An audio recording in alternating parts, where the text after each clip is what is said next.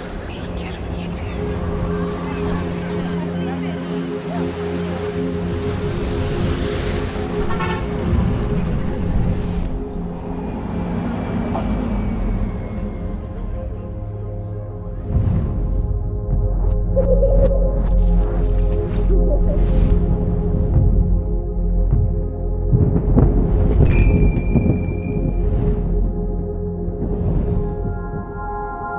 Бұл менің есімім Айнұр.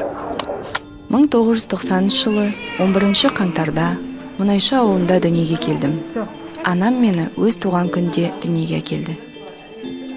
Менің ата-анам жер қойнауын игеру саласының мамандары. Әкем Тұрлан мұнайшы, анам Ботагөз геолог. Олар мені жақсы көріп еркелетіп өсірді. 5 жасымда қызымызды қаладағы мектепке береміз деп, мен үшін Ақтауға көшіп келді. Олардың қолымнан жетектеп, алғаш рет мектепке алып келгені әлі есімде. Бастауыш сыныптарды Некрасов атындағы ағылшын мектебінде оқыдым. Менің болашақ мамандығымның іргетасы осы жерде қаланды десе болады. 1-ші сыныптан бастап ағылшын тілін терең үйрене бастадым. 5-ші сыныпта 15-ші шағын ауданға көшуімізге байланысты нөмірі 24-ші орта мектепке ауыстым. 2007 жылы мектепті үздік аяқтадым. Осыдан кейін мен арман қуып, табиғаты әсем, 1000 жылдық тарихы бар студенттер қаласы Алматыға аттандым. Жолым болып, бірден Әл-Фараби атындағы Қазақ ұлттық университетінің халықаралық қатынастар факультетіне түстім. Студенттік шақ адам өміріндегі түрлі естеліктерге толы, жарқын, ұмытылмас сәттердің бірі. Бөтен қалада, ата-анадан туған жерден жырақта тұру бастапқыда қиындау болды. Бірақ уақыт өте келе үйренісіп кеттім. Менің университет қабырғасындағы 4 жылым көзді ашып жұмғанша жылдам өте шықты. Жоғарғы оқу орнын 2012 жылы аяқтадым. Менің қызмет жолым 2012 жылдың тамызында Ақтау халықаралық әуежайында басталды. Осы жерде жолаушыларға қызмет көрсету бөлімінде агент қызметін атқардым. 2014 жылы Каспий мемлекеттік технологиялар және инжиниринг университетінің менеджмент мамандығы бойынша магистратураны бітірдім.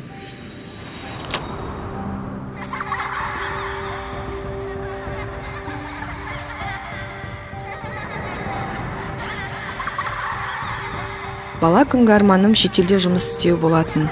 2017 жылы осы мақсатты жүзеге асыратын үлкен мүмкіндік туды.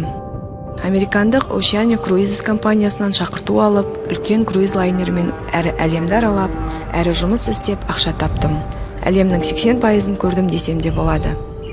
Шетел қаншалықты керемет болса да, өз еліңнің дархан даласына, оның ауасына, анаңның тіліне еш нәрсе жетпейді. Еліме оралған соң, қаладағы Интертич отбасылық клиникасында 5 ай аудармашы қызметін атқардым. 2019 жылы алла сәтін салып, шетелдік Шлюмберже компаниясының сұхбатынан өтіп, Теңгездегі TLM бөліміне жұмысқа орналастым. 2 жыл еңбек етіп, 2021 жылы карантин үшін жұмысқа қатынау қиынға соққаннан жұмыстан кетуге тура келді. Бұдан кейін қаладағы ең беделді құрылыс компанияларының бірі BS Холдингте қызмет атқардым. Қазіргі уақытта қаламыздың тағы да бір беделді құрылыс компанияларының бірі Каспиан Коста қызмет етудемін. Ал енді отбасым жайында. Менен кейінгі Ерлан, Шырхан есімді 2 сүйікті інім бар. Біз алаңсыз өсіп жатқанда, күн демей, түн демей қызметте жүрген әкем Тұрлан ОСК мекемесінде мұнайшы болып жұмыс істейді. Біз үшін мейірімі мен жылулығын аямайтын асыл анам Ботагөз, Маңғыстаумұнайгазда геолог. Менің қос қазынам, сіздердің алдарыңызда мәңгілік қарыздармын. Інім Ерланда әкеммен бірге ОСК-да қызмет атқарады. Келінім Лязат мамандығы бойынша қаржыгер, бірақ қазіргі таңда қаладағы ең мықты балалар массажисті. Кіші інім Шырхан Великая Стена мекемесінде бұрғылау инженері. Келінім Гүлназ, ол да қаржыгер, қазіргі таңда декреттік демалыста. Біздің үйдің келіндері шет-шетінен банкир. Ал мынау ата-әжесінің еркелері Дархан, Дария, Әмірхан, Хамза мен Хадия. Менің сүйікті де сүйкімді бауырларым. Андыкөш, Айка, Базақай. Әлемнің қай жерінде жүрсем де, қандай жоғары қызметте болсам да, Тағдырдың маңдайыма жазған сынын еңсерсем де, маған осы сөздер қуат береді. Өйткені бұл маған ең жақын адамдардың қойған аты. Олар болмаса мен де жоқпын. Мен сіздер үшін әрқашан жай ғана ерке қыз болып қаламын. Жол мұраты жету, қыз мұраты кету дейді дана халқымыз. Міне, өз теңімді тауып, ата-анамның, жақындарымның ризашылығымен мен де кетіп бара жатырмын. Барған жеріме тастай батып, судай сіңіп кетейін. Ең әуелі Аллаға, одан кейін отбасыма алғыс айтамын. Қимай кетіп бара жатсам да, жұбайыммен қонаққа келіп тұруға уәде беремін.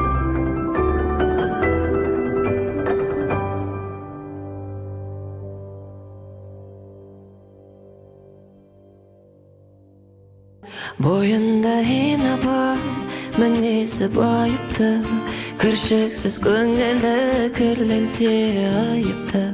Ол да бір аманат, жайқама қайықты, әр әйел бақытты болуға лайықты, әр әйел сүйікті болуға лайықты.